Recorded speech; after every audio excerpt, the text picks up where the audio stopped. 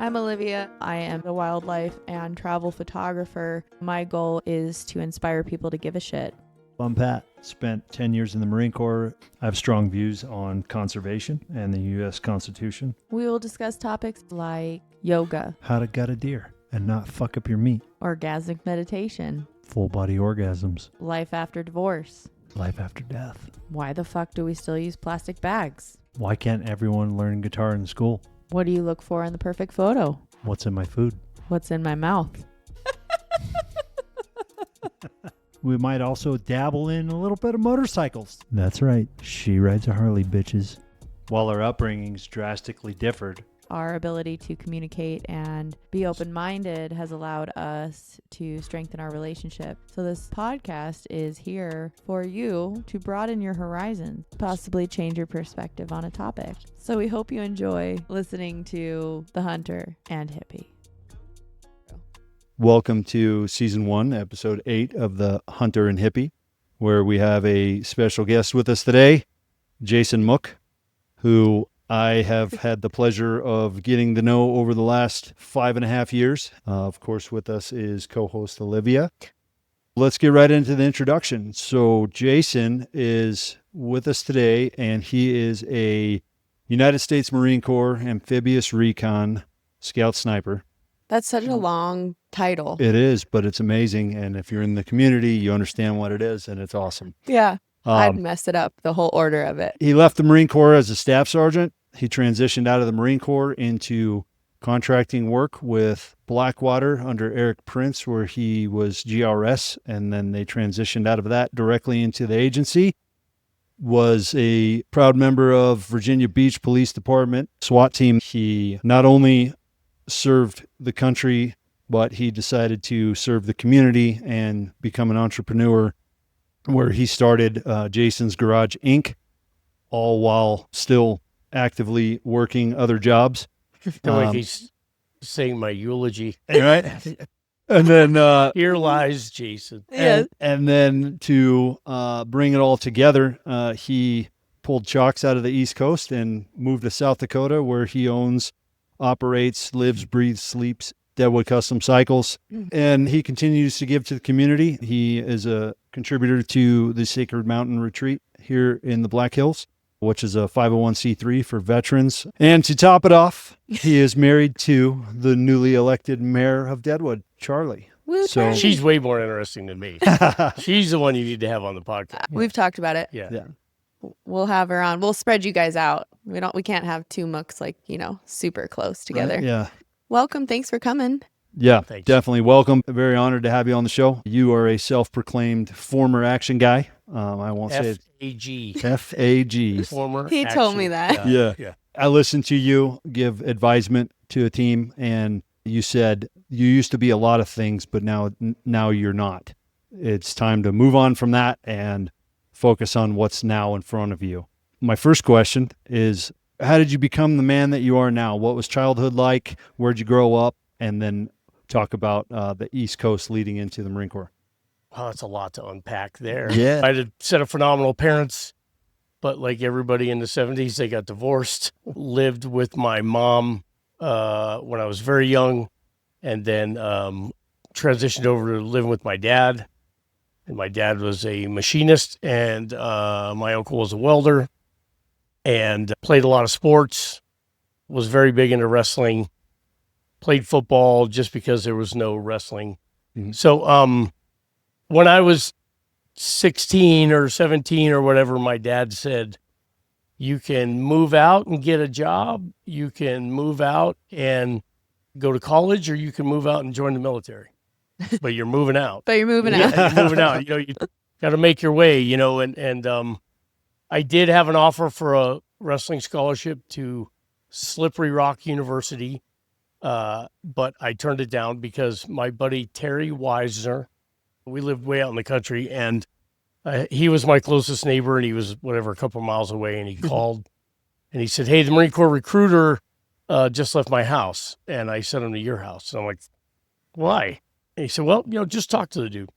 Long story short, the guy, showed me a bunch of pictures, and I'm like, what's that guy? What does that guy do? And it was a guy crawling through the mud, with an M16 and He's like, oh, that's infantry. And I'm like, I want to do that. He's like, yeah, but there's so many other jobs. I'm like, nope, that's what I want to do. I want to be that guy right You're like, there. I want to be in the mud. Yeah, I want to do that. So, long story short, joined the Marine Corps, and I could swim, right? I mean, that's one of the big differences when you talk about regular troops, I think, and then guys in the special operations community is being able to swim is Really? important. And then I'm learning. the heart. You can have these guys that are, 6'5" and they're just, shoulders this wide, but their heart pumps peanut butter, right? Like they just don't have any heart, That's the biggest thing is you got to have heart. You got to just, no matter what, and that was me. I don't want to say I had heart other than I was just too stupid to quit, right? Like I was too dumb to just throw in the towel. So, I tried out for Recon, made it. Was that in San Diego? No. I was a East Coast. East Coast only? Yeah, I went to Paris Island. So I was in Camp Lejeune. I went to Scout Sniper School at Camp Geiger, not in Quantico. The Quantico school is Scout Sniper instructor, but they have Division Scout Sniper School. So I went, and Geiger was phenomenal school. Went to ARS and jump and combat dive and a bunch of them. But my last duty station was in Virginia Beach on Fort Story, which is one of the best kept secrets. I don't even know if it's still active or whatever. It was one of the best kept secrets, in the military. And I was an instructor at Amphibious Reconnaissance School. Then I was set to go to First Force Recon in California, had orders, did the instructor billet, and then they said, no, you got to be a recruiter. See, it's way different now. Yeah. Back then, you're talking in the 90s, once you hit sergeant or whatever, you had to do either Marine Security Guard, embassy MSG. duty, or you had to do drill instructor or recruiter. And so I tried everything. I took these articles I found in the Marine Corps Times and Marine Corps Gazette about recon being light, and I went to my monitor, and he's like, yep, nope, we're going to get your orders switched back. And they switched my orders back to First Force, and then literally 2 weeks later, it was back to recruiter. Yeah, I love monitors. Oh, God. Monitors are awesome. Yeah. So a monitor, Yeah, like, everyone I'm listening thinking who of a doesn't know, Computer A screen. computer monitor or a monitor lizard. Yeah. maybe. No, for everyone listening that doesn't know what a monitor is, basically they're a in between when it comes to your orders. So the Marine Corps says you're going to go where we say. The needs of the Marine Corps, And you're going to like it. and you'll enjoy it, and you don't have It's a a little choice. aggressive. I guess it's the Marines, though. Never mind. So monitors give you a choice, and they say, all right, give me your top 3 picks. What do you want to do? Where do you want to go? And what do you want to be? And then they send that off to the Marine Corps, and the Marine Corps has what's called a hot fill. And a hot fill means that there's a position immediately needed at that time. So out of those 3, they're like, well, Wants which and one's needs of needed? the Marine Corps. Yep. So Wants and needs of the Marines. So recruiters are going to tell you, sorry, recruiters. Recruiters are going to tell you whatever they have to say in order to get you to sign the contract. Once you sign the contract, USMC, you sign the motherfucking contract. Yeah. So you signed it, but you're owned by the Marine Corps. Yeah. So the monitor is the dude who gives you a say for a very brief glimpse of time. So he's like the good cop. Yeah. So he tries to, you give him these options, but really it's really up to the big dogs. It's up to the brass. But I went to my sergeant major because we fell under EWTG Lant over on Little Creek, and I went to my sergeant major, and he was a very animated kind of fella. well, what sergeant major isn't animated? Yeah, he was very animated. And I said, oh, Sergeant Major, look at this, Recon shorthanded. And, I went to ARS as a sergeant. I was promoted to staff sergeant. I said, look, if I go to recruiting duty, that's 3 years and blah, blah, blah, I'll probably pick up gunny. I will be out of the fleet, for a long time, for like 6 years. I can't do that. I'll never be a platoon sergeant. And he said, I'll never forget it. He said, Recons, I think that their recruiting would do you some good. I said, all right, I'm out. And they were like, what? I'm like, yeah, no, I'm refusing the orders. I'm getting out. And he's like, okay, that's what it is. And it was very different. I'm glad it is the way it is now. Like my son just got out of the Marine Corps in January as a captain. And, he had this transition period and he had all these things he had to do and boxes he had to check and people he had to meet with. And it wasn't that way when I got out. I got out in January of 2000 and it was like one day you were in and one day you were out. Like, like I walked in, I'm like, all right, so you guys want all this stuff I got? And they're like, nah, you're good. No, you're all checked off. You're good. I'm like, but I got all this. They're like, yeah, don't worry about it. I'm like, do I need to talk to somebody? Is there like a outgoing? They're like, no, you're good. You turn in your, checkout sheet. Like, bye. Yep. See ya. Wow. I'm like, okay, all right. It really felt like they just didn't give a shit. You know? Once you said you were getting out, You're dead to them in a way. Yeah. And I think that was 25 years ago, and I think it's much different now. I think it's definitely for the better. So That's good. Yeah, I separated in 2012, and in 2012 it was the same process. You had a checkout sheet, and as long as you went to the medical, dental, vision, and then they say, okay, when you checked out, you had good dental, your eyes were fine, you passed a physical, therefore we're not on the hook for any of your issues that come up later. Yeah. And then you just keep checking these boxes, sign out a legal, go to admin, give them your CAC card, which is the military ID card to get on and off base. You give them that card, they give you a DD-214, and you're out done. the door. See ya. You're out. And then I want to say it was 2014, they started doing mandatory traumatic brain injury tests, PTSD evaluations, counseling to kind of transition you from military to civilian. So yeah, it has gotten a lot better because, I was in that bunch with you of just, oh, you served your time. Thanks a lot. Yeah. Don't let the door hit you in the ass. Yeah. The big green machine, merry-go-round didn't even stop. You just jump off. So in the community of reconnaissance, at what point in time did you meet people or learn that your next step for transitioning into Blackwater? When was that like, all right, I have the niche, I can fill the void of Eric Prince's buildup of Blackwater? Well, I was obsessed with motorcycles at this point. I was that little kid, that was in my dad's truck, licking the window and admiring this shovelhead FLH going down the road. And I just saw this old gray-haired, bearded biker, and I just thought it was the coolest dude, right? And I was obsessed with motorcycles. I was obsessed with Harleys. And I was set up to get a job at a local dealership. Start at the ground, like washing bikes, lot lizard or whatever the hell they call that. The dude. I've never heard that. Lot lizard now is, I think, a bunch of chicks that are trying to. Okay, it's not that. Okay. It's just the newbie, the guy that washes the bikes, right? Sure. And then you start out and you learn and go to schools and stuff. And I was already working on bikes at this point in my garage. And so I went there to pick up some parts to the dealership. The general manager, his name was Steve, he walked up to me and he was like, so are you excited about your job? And this was like 4 months away now. I was still in the Marine Corps. And I'm like, yeah, I'm super stoked. And he's like, so do you carry a gun on you? I'm like, everywhere I go. I got one on me right now, as a matter of fact, And he's like, yeah, the owner's, she's not really hot on that. And I was like, okay, well, I'll just leave it in the saddlebag or leave it in my truck. He goes, yeah, I don't want it really on the property at all. And I'm like, what state was this? Virginia. Okay. The People's Republic of Virginia, the communist wealth of Virginia. Yes, that's all I said, you can't tell me, that I can or can't carry a gun to and from work. So I said, I guess I don't need the job. And he was like, wait a minute, what? And he said, I'll never forget it. He goes, nobody turns down Harley Davidson. And I said, well, I guess you can't say that anymore. Right.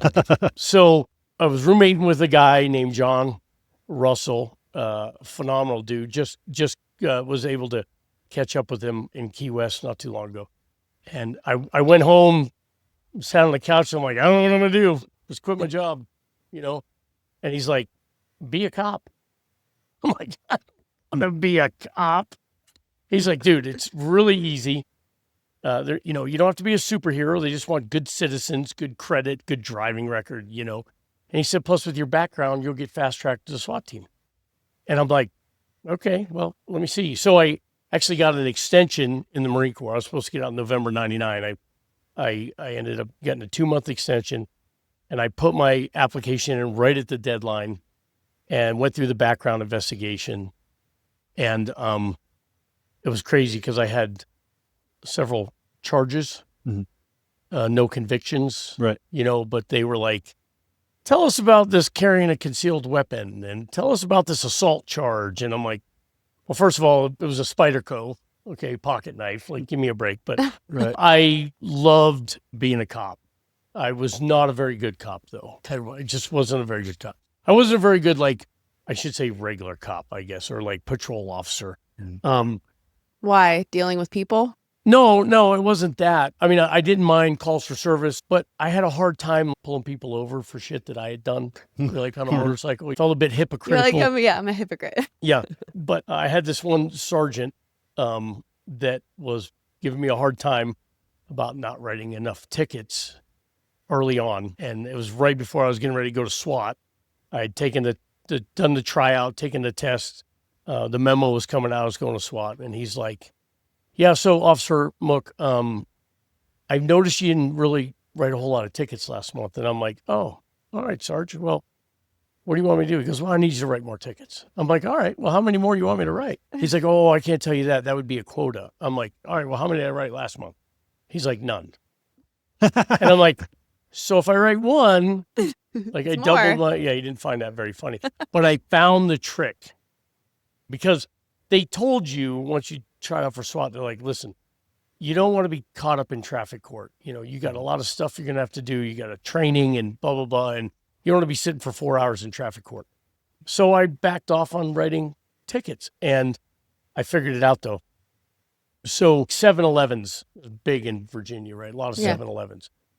And of course they have handicapped parking lots. And I cannot stand it when somebody that's not handicapped parks in a handicapped parking lot. I can't stand it. I would just hang out, just kind of on routine patrol, and I would see a car pull in and park in a 7-Eleven handicap parking spot. And so I would just roll up behind them, no placard, you know, usually some young punks. And I'd be like, hey, where's your handicap thing? They're like, oh, you know, I mean, we're just going to be in here for a minute. I'm like, cool. Let me see your driver's license. Well, if you wrote a parking ticket, it was like a $150 fine. But if you wrote it as a traffic summons, a traffic ticket, it was a $1,500 fine. Oh my God. Different code. Damn. Yeah. Which the judge, I guess, could reduce or whatever. I don't know. So I wrote like 20 of those. Just for $1,500 bucks. $1,500 a pop. You know, I was just like, I'm bringing in revenue for the city, baby. Here you go. You know, I mean, it was cool. I transitioned to SWAT, but to take a long way to answer your question, John, my roommate, was working at Blackwater. And this is pre 9/11. It was different pre 9/11. Had a very, very small group of instructors, and everybody was an adjunct instructor except for the director of training, which his name was Jim Sorosky.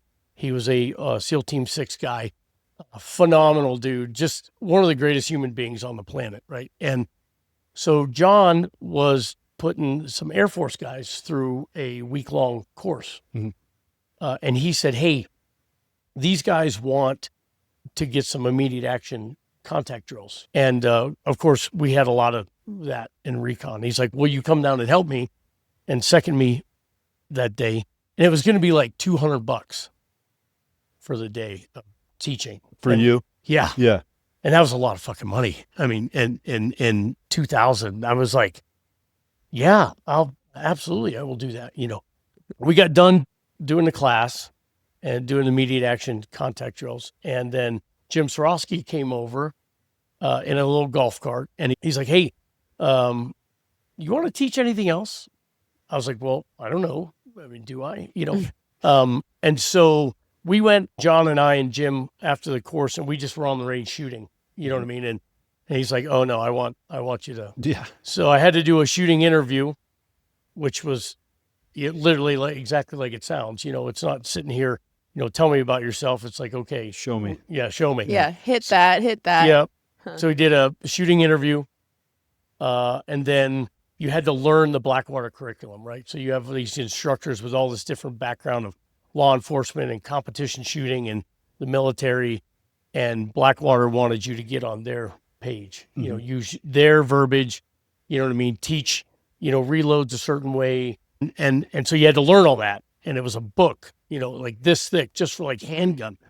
But I learned it. And then I felt like I was one of the last ones to like do it the right way, because my very first course that I taught was a 1-day civilian pistol course, like basic level, right? Like they're not going to throw you into, a bunch of guys, military guys for a week-long school right off the bat. Right. Here's your 7 fundamentals. Have fun. Like what I did.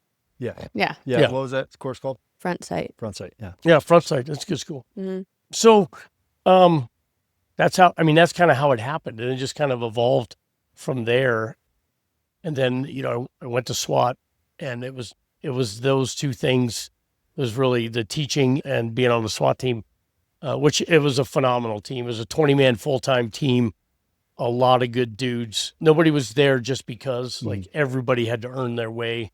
We were all in awesome shape, and we were all great shooters, and we gelled so well. And it was very, very busy in Virginia Beach. We did a lot of search warrants, a lot of dynamic entries and vehicle takedowns, and there were barricaded suspects and hostage situations. And So not like around here. It's a little quiet here. Yeah, a little more slower, and it's welcome. I Yeah. welcome the slower pace. But you're ready in case anything happened. Well, yeah, that's Always. that's what we're doing. Yeah. Was it a tier 1 SWAT? Well, I don't know about that. I know it was a 20-man full-time team, including the lieutenant and the 2 sergeants. We had the White Feather, Carlos Hathcock. He passed on in Virginia Beach.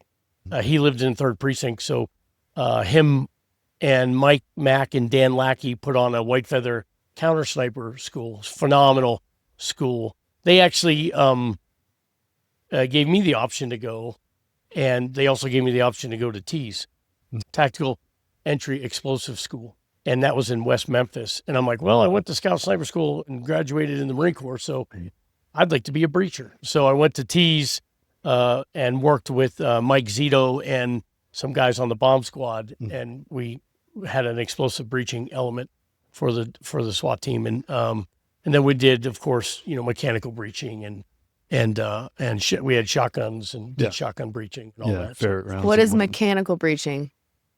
Mechanical breaching is like using a hooligan tool or bolt cutters. Oh. That's just where. And then there's thermal, where you break out the oxyacetylene torches, or and there's all kinds of different ways to. Depends on the door. Why are you using a torch? If it's a metal door, Oh. or somebody takes like a steel bar and they bar their door. Okay. You can't open the door. So like welding experience with your dad and Yeah, your uncle.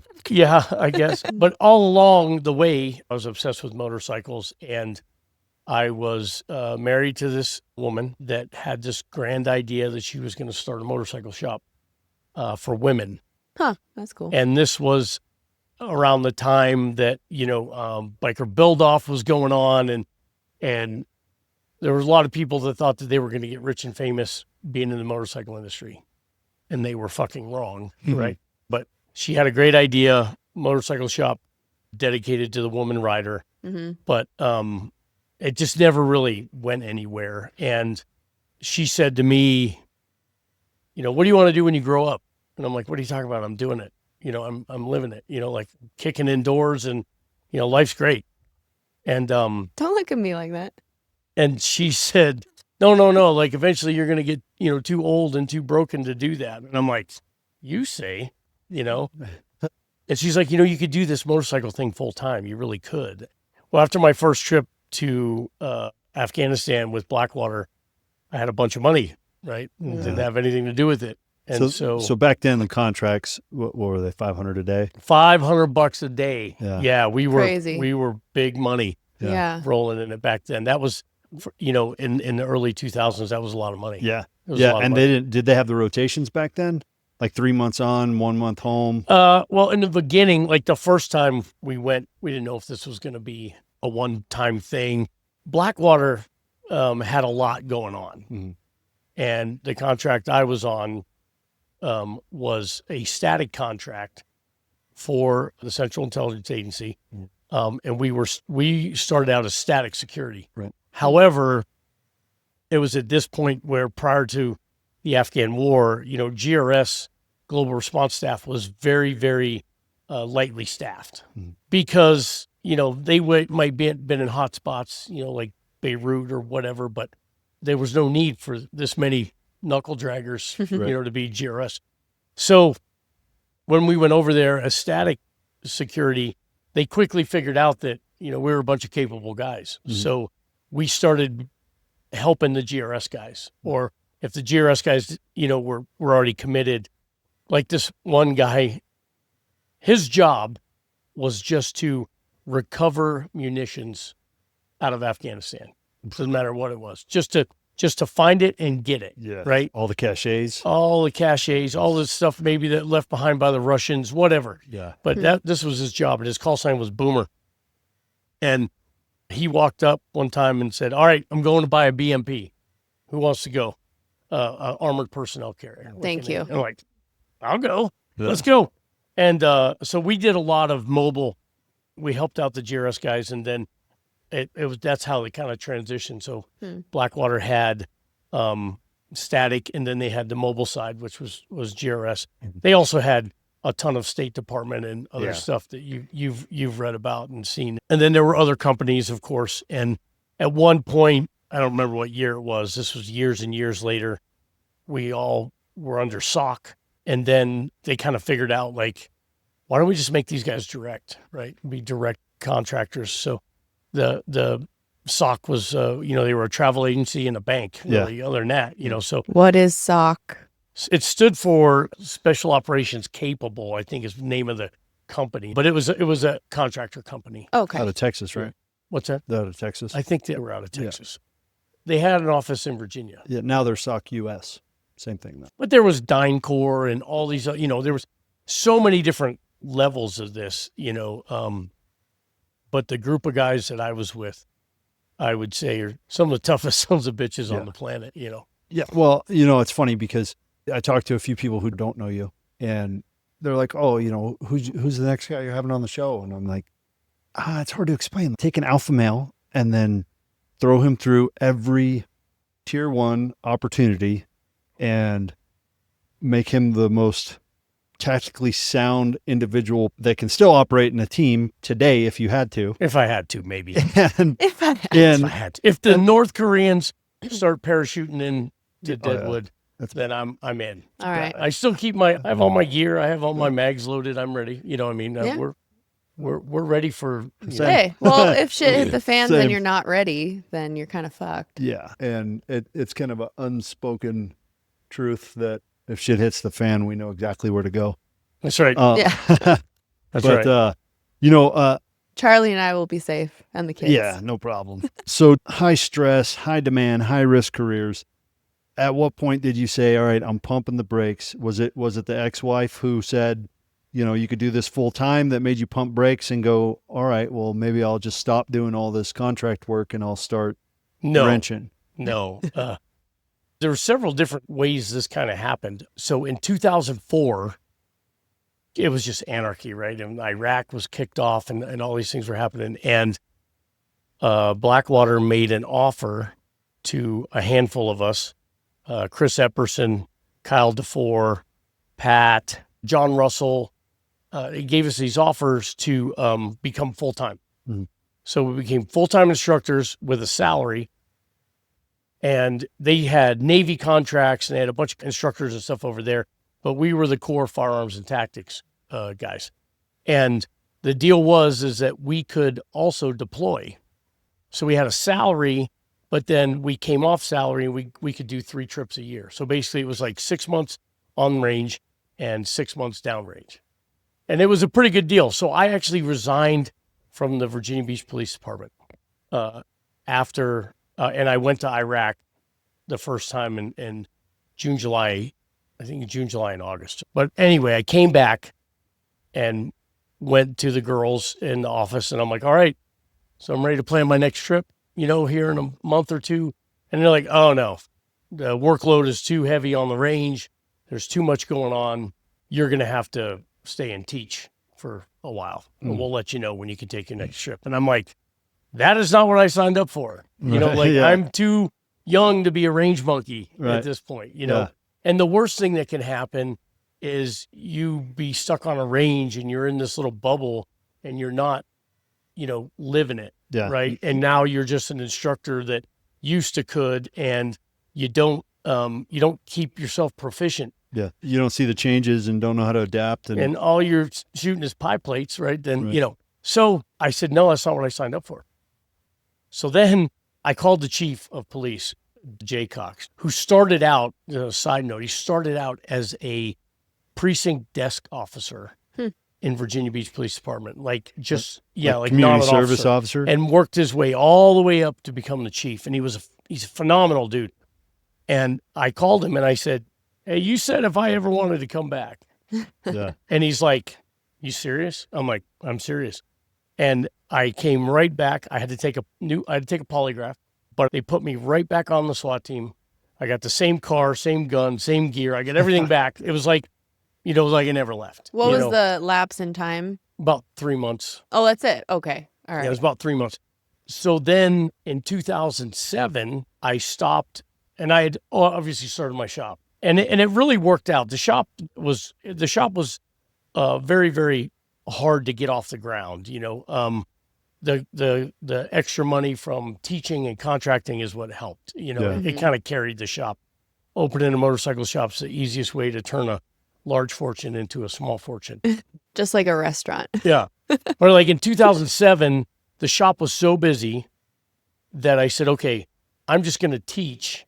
And we were in this little private compound off the beaten path. And all I was doing was teaching agency personnel this one course that we did.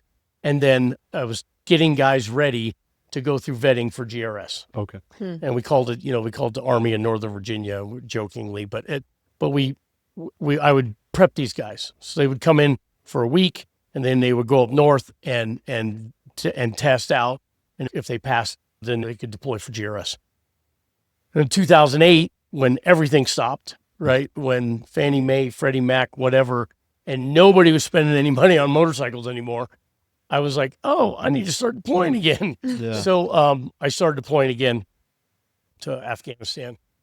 And my last trip was in March of 2013 to Kandahar.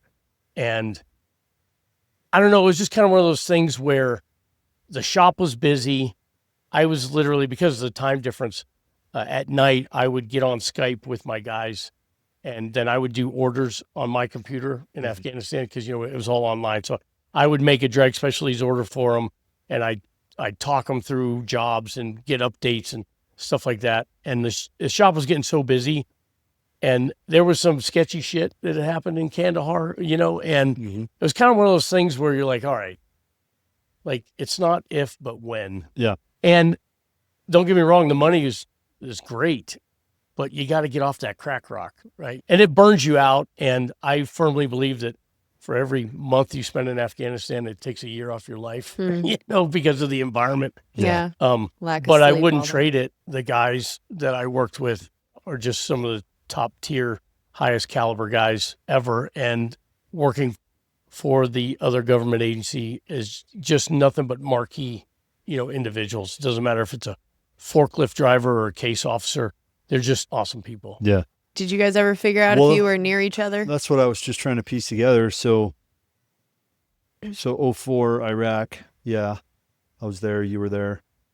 Afghanistan 06. I think we were there at the same timeline. Yep. And then I was October 2012, Afghanistan.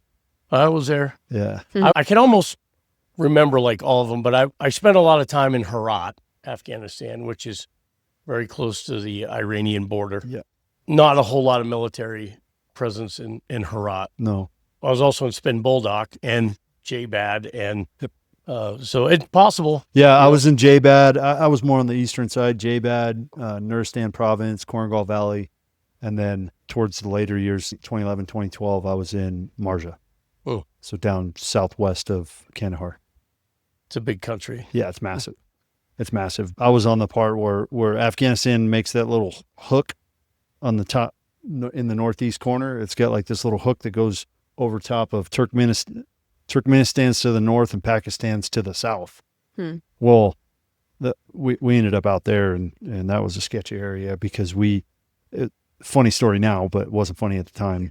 We're just doing a not really clandestine patrol, but it was no light. Low profile. Yeah, low profile, no light, silent patrol. We were looking for specific high value targets, not looking for a big direct kinetic fight. We were looking for specific people, and that includes sneaking into houses and going through clay huts and going through caves. And we get to this point where we have no choice but to go over the military crest. And so you're silhouetted for 15 seconds. Well, there was about 13 of us. So 13 heads popping up and over the terrain. Well, before we know it, we get white lighted, AK-47s in our face, but they're in uniform. And we had specific rules of engagement. Afghan National Army, they're not the enemy. If they're wearing that uniform, you have to try to de-escalate it first. Yeah. So we get AK-47s pointed at us, and we're like, whoa, America. And they're like, no, Russian. And we're like, what?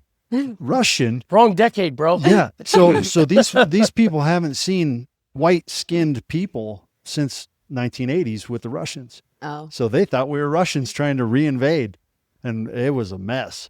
That was a scary spot because all of it, immediately the white light came on and the AKs came in our face, and all you heard was 13 clicks. All the safeties came off, and it was like, oh, this is going to be really bad. Lots of shouting. Yeah.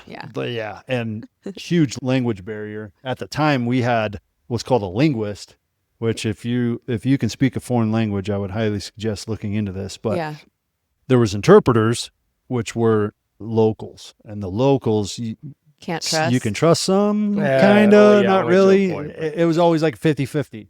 Mm-hmm. Well, linguists are Americans who speak the language and deploy with the troops, and they're contracted through the State Department. And so they make bank, like $190,000 a year to translate. They do pretty well.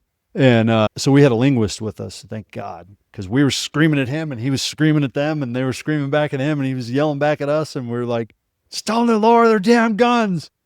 And they finally did. It's funny now, but now that you're not dead. Yeah. There's a statue in Afghanistan, and I immediately want to say it's in Kabul, but it's a Russian tank.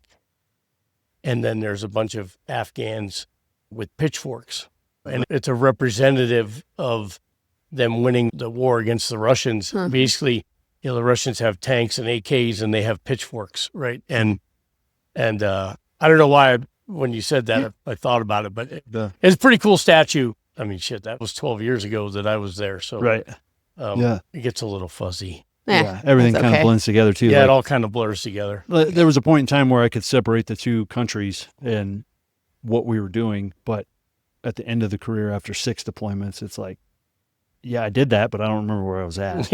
And I don't remember who we were going after, but I'll hear a name like such and such is released from Guantanamo Bay, and I'm like, what? I remember that dude. I specifically remember that dude.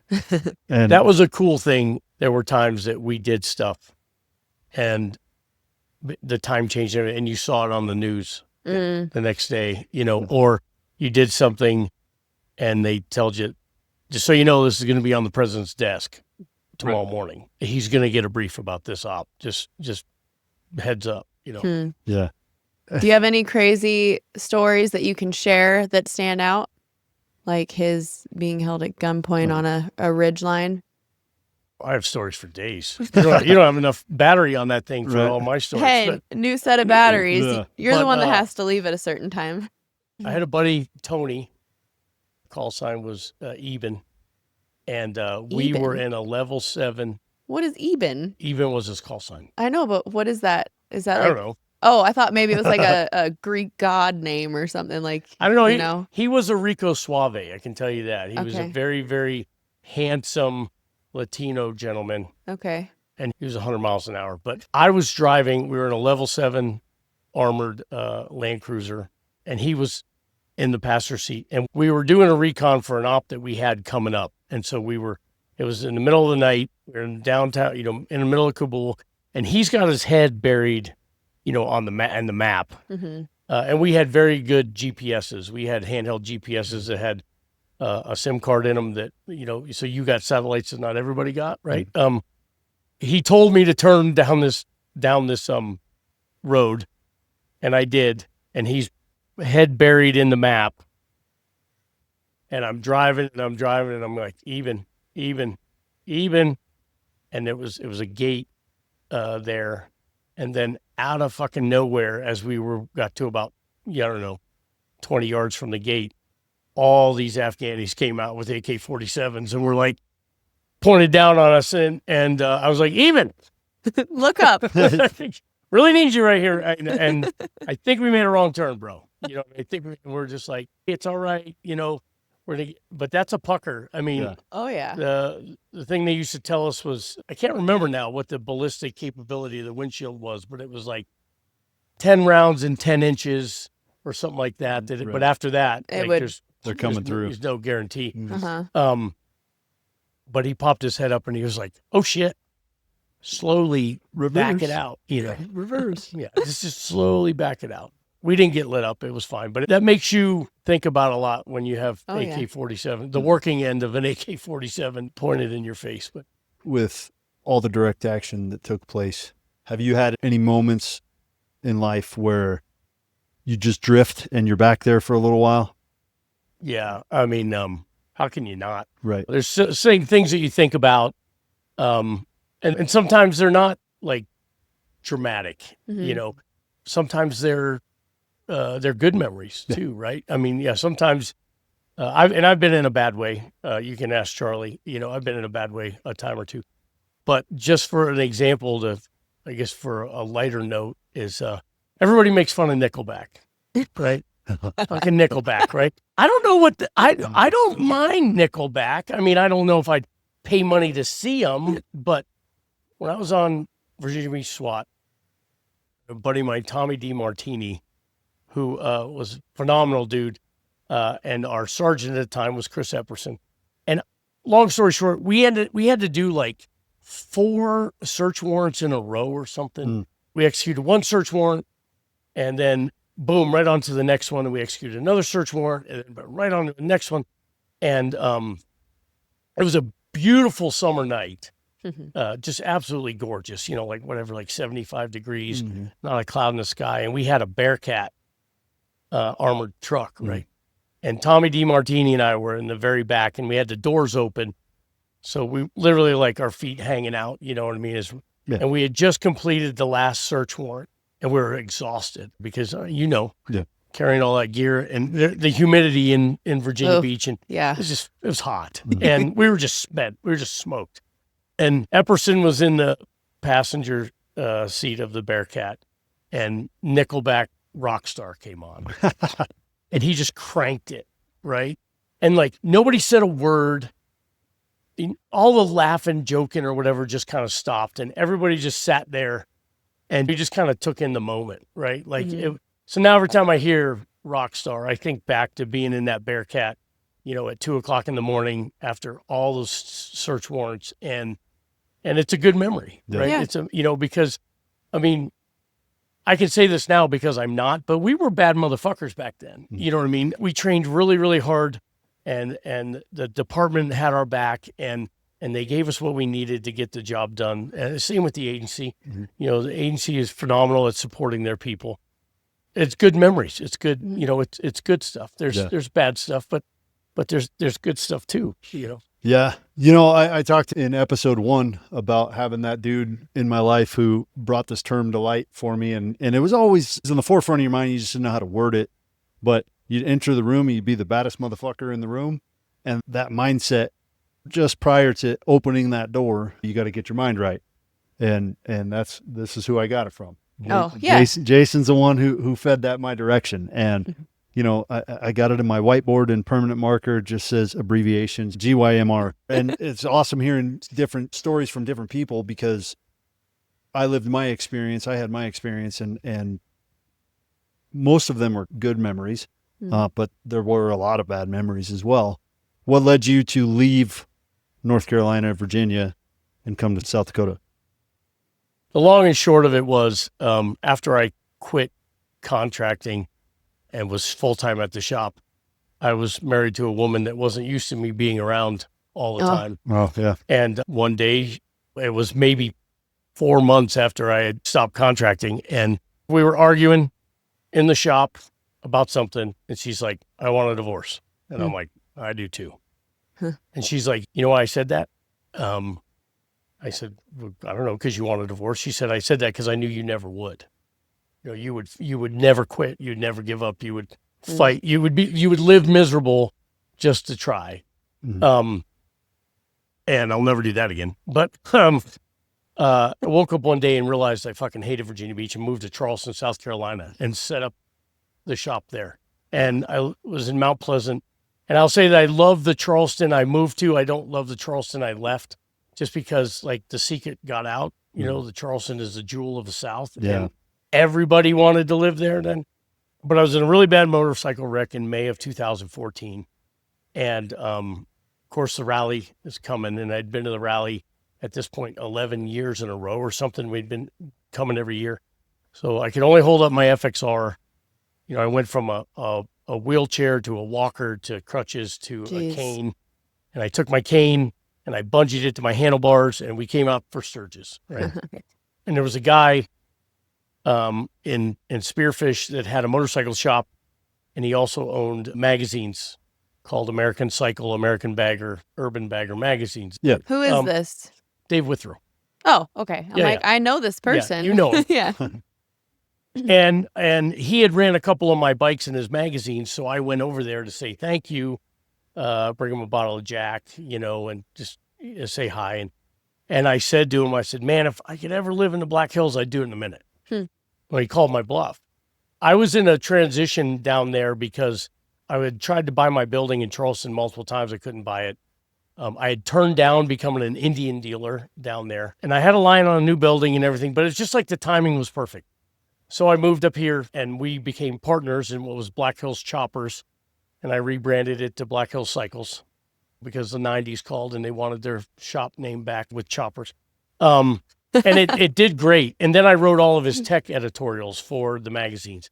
It went really well. When I was making the decision to move up here, like I looked up, what is it about South Dakota, right?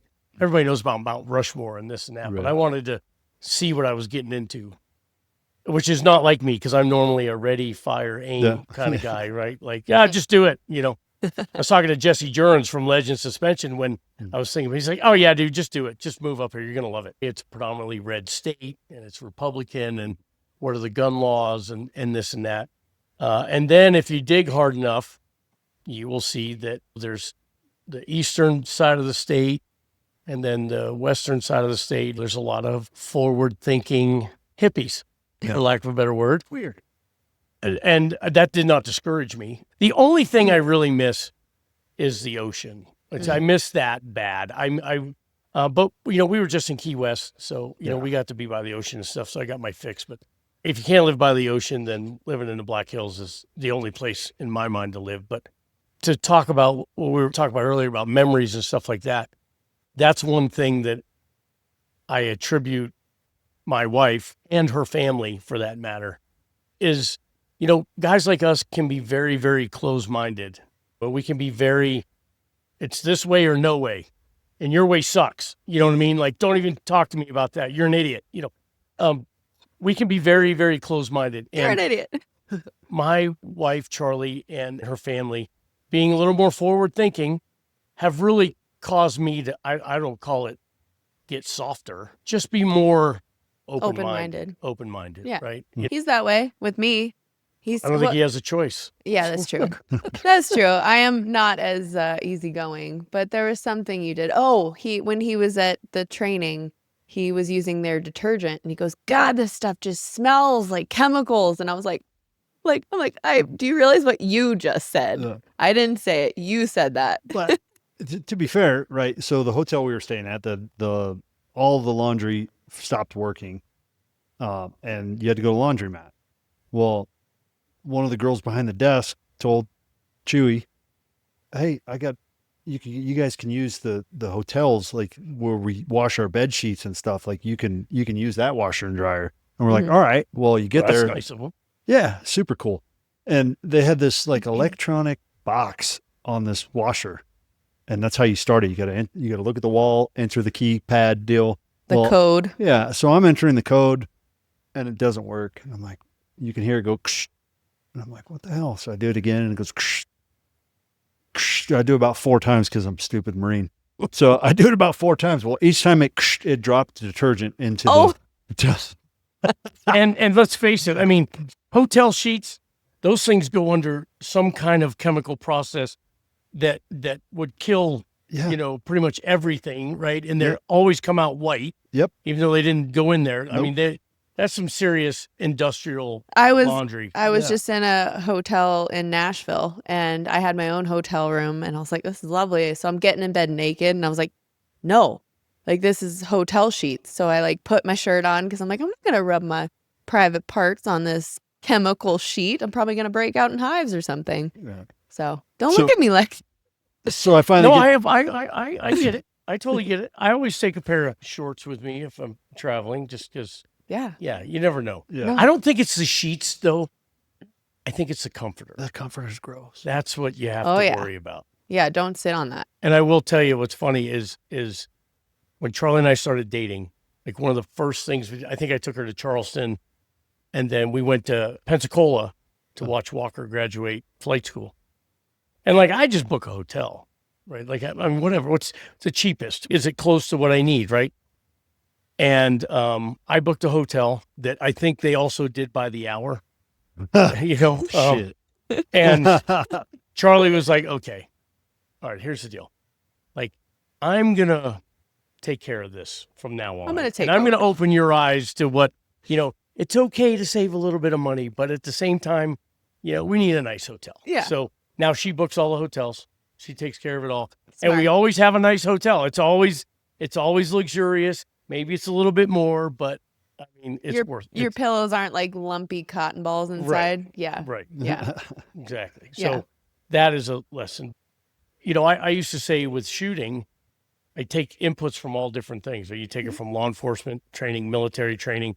You can learn things from competitive shooters. Mm-hmm. My high school wrestling coach said, if all you ever do is wrestle the turds, then you're just going to be the king of shit mountain. Yeah, that's true. So meaning, like, if all you ever do is associate yourself with this little knit group and not actually take some cues from different and learn, talk to different people, you know what I mean? I think it just makes you kind of a well-rounded individual. You don't have to agree. Mm-hmm. Right? I say, being open-minded. Like, there was a woman in town. She's a psychic medium. And then somebody was like, oh, my God, that's so stupid. I'm like, oh, have you been? They're like, no. And I was like, so how do you have an opinion? So I went right after my grandpa died, and like I found him in his bed, and there was like guilt because I had a feeling that he was dead, like a day before, and I go check on him and he's gone. And so I had this guilt that I waited to check on him. So I ended up going to her, and I was like, let's see if this woman's full of shit. And I don't give any information about him. She starts talking about him, like using the language that he would use, talking about how he looked. Like, it was just his shell of a body. His spirit was already gone. And I'm like, oh my God, he would always say that. He was this very outspoken, very loud, opinionated Aussie. And so he'd be like, is this my bloody shell when I die? It's like, I'm already going to be gone. It doesn't matter. And he would just like go off. And so she was saying stuff like that in the session. So yes, I'm willing to try anything at least once. And then asking questions, I think. Like, if somebody has a different opinion, how'd you get to that? Yeah. Or, so yeah, I agree. I think being closed-minded makes you kind of a boring human being. Yeah, and back to your shooting analogy, I find myself doing that too, because, take little bits and pieces from everyone, and then don't be afraid to get beat. Like, our first training together, I was like, oh man, like, this range is rough. Like, our target stands are cardboard. Like, this is not going well the first time. Okay. And then I'm like, all right, well, what's going to happen here? And and I knew your background, but I didn't, just like a shooting interview, somebody can talk about their background all they want until you see it. And, we played golf, the blank Like paper actual golf. golf? No, you take a blank sheet of paper. Like, I do not see you two playing golf. We take a blank sheet of paper. I shoot a bullet hole in the paper and he shoots my bullet. Oh, that's cool. Yeah. Yeah. So you're basically creating the smallest target you can create. Yeah. And you try to, we call it stamping. No. You try to stamp the bullet, right? Yeah. So I give you a target by putting a hole in it, and then Yeah, hit that. Yeah. And then 18 rounds in a magazine, so it's 18 rounds of golf. Well, yeah. That's Well, funny. You were talking about the transition and whatnot, but I will tell you that the guys that work at my shop, I told them, I was like, you may have never been in the Marine Corps, but you're going to get a dose of it, so to speak, or whatever. There's a lot of things you pull from and a lot of things that you've learned, and I apply those to building bikes or working on motorcycles, right? Like I always tell them, you never sacrifice accuracy for speed, Yeah. right? I mean, that's a big term on the range, right? Like guy that wants to be the fastest out of the holster, be the quick draw, and he misses a target. Yeah. Well, one of my buddies, Chris Epperson, used to say, that's a sound effect on the battlefield. It's worthless if you didn't hit the target. You can be the fastest guy out of the holster, but if you miss, it's pointless, right? So never sacrifice your accuracy for speed. And I apply that to almost every aspect of life that I possibly can, but specifically to my business. You know what I mean? Like I tell my guys, I don't care how fast you get it done. I care that it's done correctly. These are two-wheeled life support systems, right? If you screw something up, somebody could get hurt. Yeah, definitely. And, I've been in there many times and, guys will come up and they're like, hey, I got this. You want this on now? And you're like, yeah, go ahead, throw it on. And they're like, okay. And, it's like the plastic piece that hides the battery pack and the oil cooler. It'd be one of those pieces. Well, I don't see the dude for the next hour. And you're like, what's taking him so He never long? comes out before I leave. And I'm like, oh, he's taking a long time to put that on. And I'm like, well, I guess he only has to put it on once. Yeah, my grandpa always said, if you can't do it right, don't do it at all. Yeah. So that's kind of how I was raised too. Not a Marine, but engineer. So we got a short amount of time left. Yeah. I do want to ask, what has been your highlight with the motorcycle community as far as your builds, your motorcycle shop? You don't just do maintenance, but your primary focus is building a custom bike. What is your favorite? No, not really. Well, I mean, don't get me wrong. We do everything. If it has Harley Davidson on the gas tank, we work on it. We work on Indians. We work on custom bikes. A lot of people, and I actually almost named it Deadwood Performance Cycles instead of Deadwood Custom Cycles, but a couple of people thought that sounded too much like a bicycle shop, maybe. Sure. But believe it or not, there's some people that think because it says custom cycles that we don't do tires and oil and stuff like that. And that couldn't be farther from the truth. Mm-hmm. We do everything. We do routine maintenance. We do repairs. During the rally, the Black Hills Sturgis Rally every year, that's all it is good old-fashioned mechanic work, good old-fashioned fix the broken shit, and we do build custom bikes. Right now, we have 7 custom builds going on. And honestly, that's a lot. Sounds like a lot. Because the custom bikes have kind of fallen off a little bit and people are doing more of taking a stock Harley and then making it over, right? Which that in some ways is just as much as a custom bike once you do certain things to it. My shop did well on the East Coast. We did okay. But the analogy I use is I had a hat, a t-shirt, and a sweatshirt for Jason's Garage Inc. There's 3 pieces of apparel. We never really talked about how I left Spearfish, but partnerships don't always work out. I was madly in love with a woman in Deadwood, and back when I went to the rally the first time, I actually got the Dead Man's Hand tattooed on my arm because I just absolutely love that town. And I said, a motorcycle shop would make it in Deadwood with the right people in the right place. And so the partnership in Spearfish didn't work out, and I went back out on my own and opened Deadwood Custom Cycles. And I don't know what it is, but now I have 14 different hats. I have 6 different men's shirts. I have 5 different women's shirts. I have 3 different hoodies. I have, you know what I mean? It's not just the shop, but it's Deadwood, right? There's just something magical about Deadwood and about the Black Hills. And You got a brand now. it's a brand. Yeah. Yeah, it's become a brand. And all of us really contributed to that, if you think about it. You know, I mean, the amount of time, energy, and effort your family has invested in Deadwood and what you bring to the table. And I mean, your family has almost, I think, single-handedly changed the flow, whereas everything was always on Main Street, and then there was this big invisible curtain, right, on Pioneer Way, right? And you could hear the thumping and the music and shit but as soon as you cross Pioneer Way, it was a ghost town. Yeah, totally. You know, but you guys being up on Sherman Street now Mm-hmm. with the restaurant, the brew house, the bakery, and everything, it has caused people to flow that way. And, you know, I think the pump house should be thanking you guys on a daily basis, right? I mean, and then of course, it probably is what inspired Gerard the Landmark to, to think, but it's good. It's good for everybody. Yeah, because it helps, like the quote, a rising tide lifts all ships and stuff. So when we opened up the restaurant, the town was like, you've opened up Sherman Street. It was completely neglected. And then you started to see Landmark Hotel and Casino. They open up. And just people kind of believe in that side of the town, and you're right in the middle. So it's perfect. Yeah. It's funny you say that because we have all the different parades that we got to block roads off for.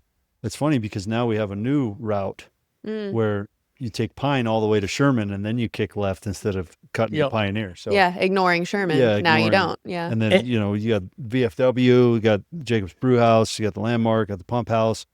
The rec center's now revamped and nice, and then it looks like something might be going up there at the Gordon Park here soon. I don't know what they're putting in. But I think they're putting in a better canopy or something. Oh, sure. It's like a motorcycle shop like mine is just on paper. It's not supposed to work. Like, it's in South Dakota, a town of 1,200 people. It snows 5 to 6 months a year, and you have a motorcycle shop? Come on. We're just as busy in the winter as we are in the summer. Mm-hmm. It's a different kind of work. A buddy of mine told me one time we have a riding season and we have a building season. It's true. Right? Yeah. And it's absolutely true. But also we get 3.5 million visitors a year, in that town. But all summer we'll get 3 guys come walking in, and one of them's got a broken bike. And they're like, the front desk lady at our hotel said, "Oh, take it down to Jason at Deadwood Custom Cycles." I'm like, "Who's that?" It's like, "Oh," and they say, I'm like, "I don't even know who that is." Yeah. But I think we're very, very blessed to be in that town. And what I always say, and I don't always say it, but I kind of pulled it from the campaign. When Charlie was running for mayor, it was about the residents, the people that are registered voters and residents. Well, that's not how Charlie looked at it, at all. And so I came up with this term called stakeholder. You're a stakeholder in Deadwood. So not just the residents, but the people that own businesses there, people that work there, or it's not just the people that reside in Deadwood. It's all of us that contribute in some way, shape, or form to making Deadwood what it is. Yes, the residents. I'm a resident of Deadwood. It's very, very important. But I think of not too distant second are the other stakeholders. Oh, yeah. The employees and the business owners and the people that their livelihood comes from Deadwood. That's what I think. I need to bring my bike in to see you. Yes, you do. I know. Yes, you do. You can leave Big Mo here, take hers back. Yeah, you can ride a road glide. I'm not riding that big old thing. I saw the touring pack on the back. I'm like, good God. So, funny story. The tour pack is on because after this, I'm going to swing by Walmart and I got to pick up a few things. So I need to be able to carry them. Yeah. Oh, I used to grocery shop on a motorcycle all the time. Yeah, me too. It doesn't work that well. But when Charlie and I first started dating, she was riding on like FXR. She was riding on this, riding on that, and never really thought anything of it. She never really thought anything of it. And then I'd sold a bike, and we were heading over to Sturgis, Indian to look at a new bike. No, new to us. Yeah. And it was a Harley Road Glide. Yes. And it had a tour pack on it. But I was like, okay, let's take it for a ride. She got on the bike for the first time with a tour pack on it. And she goes, what the fuck is this? Why is this the first time I'm getting like, I don't know what to do with all this comfort. And I'm like, don't get used to it. Tour packs are not cool. Okay. It's only on when we make a trip. And it came off. And the next time we put it on was when we went to the Bighorns. That's you know, funny. it's awesome. But Would you have her on a sissy bar with like an isomat or something? job, you know, no, she does get a back seat. I mean, there were times I wanted to put her on a fender with a towel. I had a freaking, do you know Barry Cooney? Yeah. He's a hamster. I know Barry. I was like a teenager and we were going on a motorcycle ride in the desert in California. And he's like, yeah, I got a seat for you. And I'm like looking at his chopper. It's like, you know, no suspension in the back. He's a chopper guy. And I'm looking and he just gets this suction cup seat and slaps it on the fender. And that was my seat for the whole day. And my feet were vibrating off because they were chrome pegs. So like no rubber. It was not made for a second person. My foot vibrates off, hits the road when we're going like 65. I woke up. I was kind of getting sleepy. After that, no way. And yeah, so yes, I've used a suction cup seat before and about broke my spine and my butt. Holy shit. Those are awful. But look, you're alive to talk about it. Like, Yeah. and it makes you a more seasoned motorcycle rider. in my Gotcha. opinion. So everybody should ride on a suction cup seat. Is that what you're saying? Well, I have a buddy who, his wife, who is like this engineer, like out in Oregon or Washington or whatever, and he's got this slammed lowered Softail, and he takes a towel, and I'm not a bath towel, like a hand towel, and he puts it on his fender, and she sits on it, and she wraps her legs around him. She has no pegs. Oh my There's God. a solo seat on the bike. Yeah. She has no pegs, and she just hangs on. And Charlie one time goes, you know, I want to do that one time just so I can say I'm trying to be a badass. But it's funny because yesterday, she got her license, Yeah. and I have an FXR for her, and then we have a 24 Lowrider ST it's also hers if she wants it. But she wanted the same bike that she took in the class, which was a Royal Enfield. Okay. Well, 350. I was going to say, was it a Shadow? Yeah, no, it was a Royal Enfield. Well, they had one over in Spearfish, so she bought that, and that's what she's been learning on. And yesterday, we took almost a 50-mile ride. So Nice. we went up to Sherman Street lot, did all of her practicing, and then boom, off we went. We went to Lead, and then into Sturgis and the Whitewood, and then back to Deadwood. And yeah, she did it. She I was super proud of her because other than that, she took the class and she practiced a couple times. We went to the hardware store once, And and that's then it. we went to Lead Yeah. one time and up. But this was the first like ride. So her did first you ride do? was Vanocker Canyon. I was going to say, was it Oh Van no, Acker? not Van Acker. Oh, Went okay. through Boulder Canyon. Okay. Okay. I'm like, Vanna, I was thinking the same Yeah. thing. Like, that one's No. kind of sketchy for. That's a sketchy first ride. Yeah, no, Good no, job, no. Charlie. And we went Boulder Canyon into Sturgis. But Okay. That's better. we're coming up Deadwood Hill, coming back into town, and she's like, okay. I was kind of maxed out at 45 on this thing. Like it doesn't have any gusto. I had a Buell Blast that I learned on, Oh, and yeah. we brought it out to Sturgis a few times, like in 06, 07. And that's like, I was 16 when I was learning, and I'm just full blown. I'm like, come on, like I can't get any faster than like 60 miles an hour, and the Yeah. speed limit here on the highway is 75. Everybody's blowing past you. And I'm probably getting, middle fingers at me. I'm Yeah. like, I can't. He's actually got This he's is got how a it goes. he's got a blast in his shop right now. Oh, really? And, No, it's an XB12. oh, Okay. is it? But we did have a guy out of Rapid City with a Buell Blast that wanted to hop it up. And I was kind of like, Why? Yeah.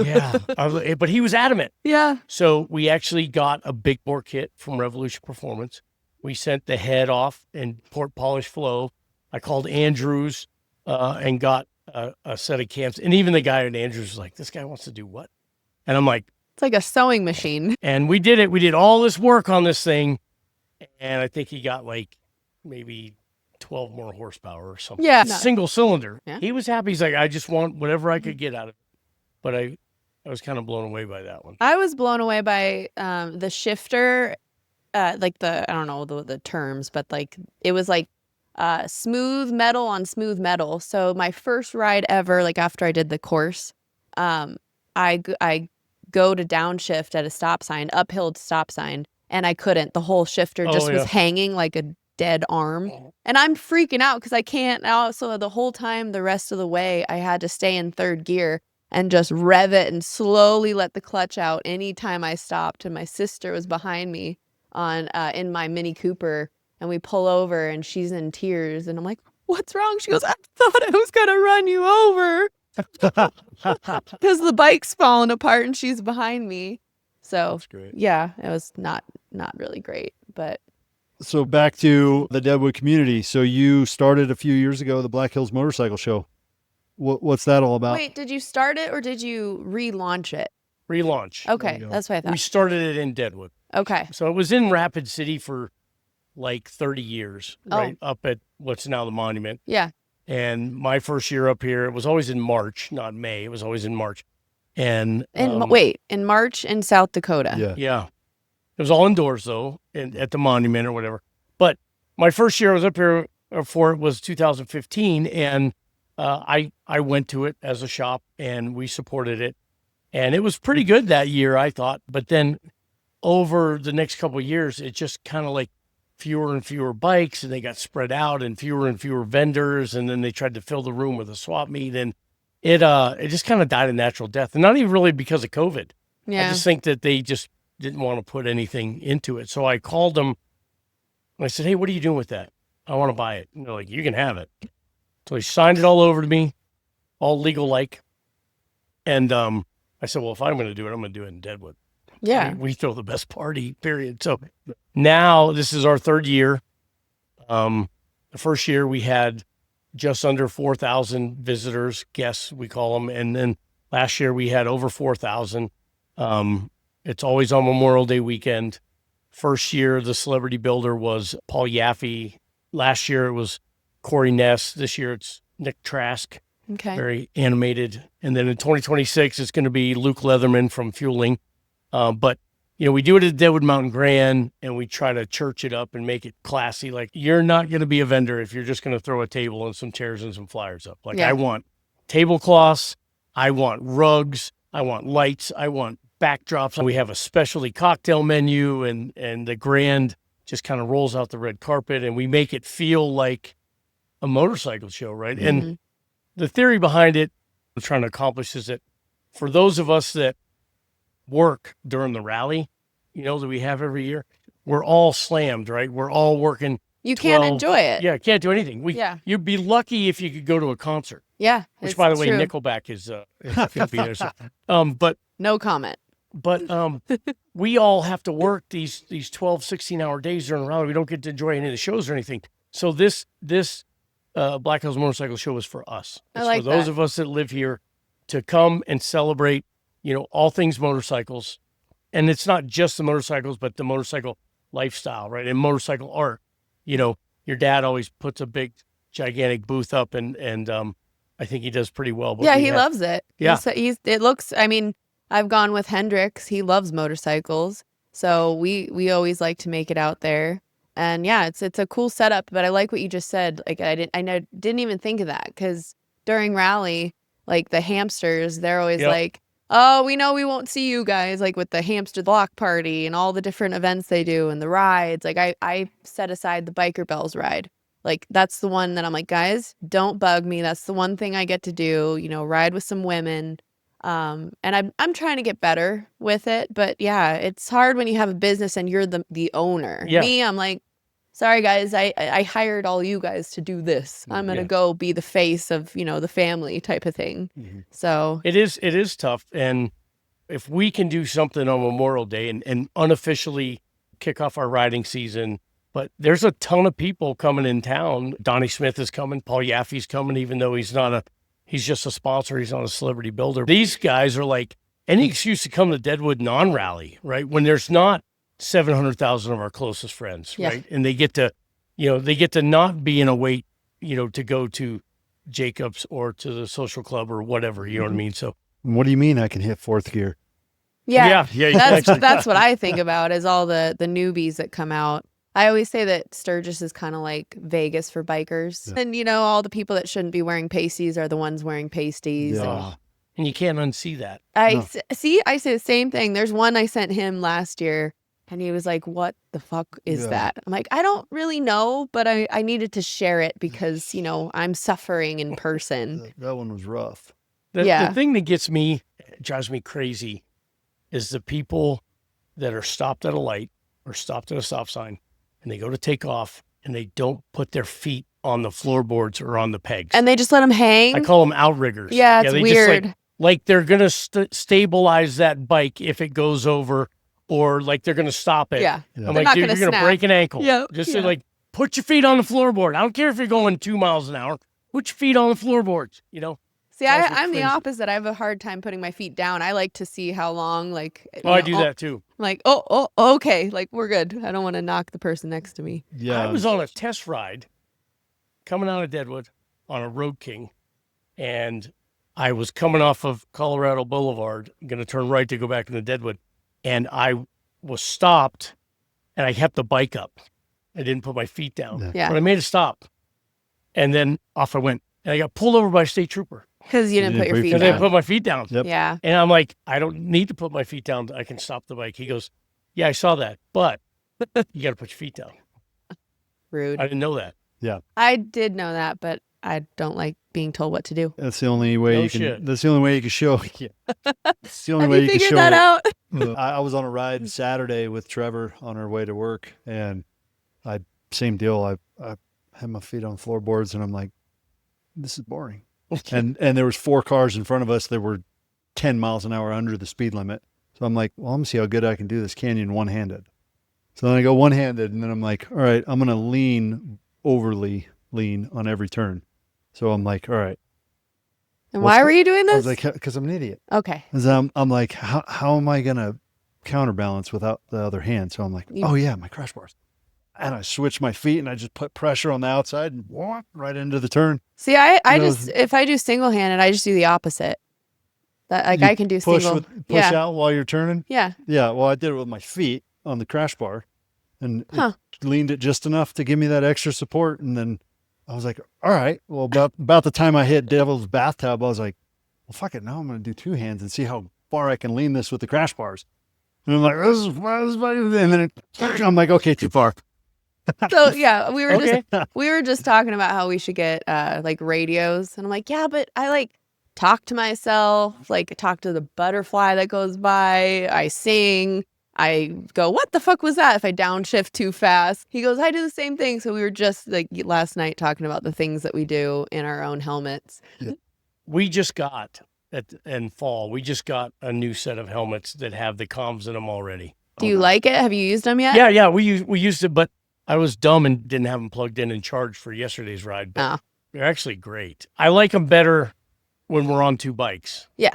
As opposed to her just on the back. But I was on the Lowrider ST yesterday, and it's got stock exhaust, so it's quiet.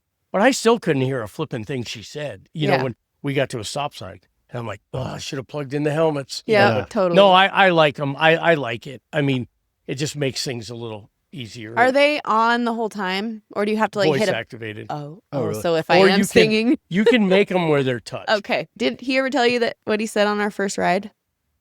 No, is it profound? Is it a No, secret? it's you would just probably laugh. So we met at like one of the gas stations right at the mouth of the canyon, and he's like, "All right, you go first." And so I start riding, and we make that turn into the canyon, and I see him, and he's like 100 yards behind me, and I just see him in my rearview mirror, just giving me all this space. I'm like, this motherfucker thinks I can't ride. So sure enough, we get to latch string. Mm-hmm. And he pulls up next to me and he pops his helmet open and says, what? You can actually ride. More than just a pretty face. And You all actually operate the motorcycle. And all I said back, I just looked at him and I go, actually? And I just rode away. I was like, fuck you. So That's now funny. we use that word actually in things to Yeah. be offensive. Like, wow, you're actually good at that. There's nobody on the planet more than me that can relate to you being with a strong-minded woman. Yeah. I'm just going to say strong-minded. There's a lot of Pain in the ass? There's a lot of adjectives you Yeah. can use here, but I'm just going to say a strong-minded woman. I've figured out a life lesson in being married to Charlie. Okay. In our relationship, I make all the big decisions. She makes all the little decisions. But so far, there hasn't been a big decision. Smart. So it's good. It works. Yeah. Yeah, I like works. that. That's funny. He's a stakeholder in decisions. Yeah. Yeah. What are we doing? Okay, I'll do that. Let's do that. Yeah. Yeah. So to kind of, I guess, close this off, because I know you have to leave, how can people get involved in 2026 Black Hills Motorcycle Show? They can go to the website, check it out, see the pictures. We open registration in March of every year. There's a thing on the website if you want to be a vendor, you can inquire about that. So there's it's all on the website. I'll put it in the show notes. Yeah, blackhillsmotorcycleshow.com. Okay. Our podcast is called Damn, Deadwood American Motorcycle Nonsense. And it was great out of the gate, and we had a good 2 seasons of it, but that's the problem, is the editing. And I don't know how to do that stuff. I can show you some tricks. Mm-hmm. So I just actually did a quiz. Somebody goes like, what type of podcaster are you? And it was like, do you let deadlines go if you're super busy? And I'm like, fuck no. I was in China when I had to do it, and I ended up not having internet on the ship. So I ended up having to do it when we were in Nashville. And he's like, well, what are you going to do? I'm like, well, I'm going to wake up early and I'm going to edit the podcast. And he's like, I love your drive. I'm like, well, it's due. Like we have people that expect it on a Monday morning. I'm going to get it on a Monday morning. And then I get home at like 11 p.m. Yeah. And then I worked for another hour and a half to finish, the scheduling of the episodes. That's going to post at 4 a.m. and this is almost midnight. And I said, just so you know, like, this is what I need to get done. And so he let me do it. That's commitment. And that's the way, that's it. Well, I was talking to somebody the other day about, well, do you miss it?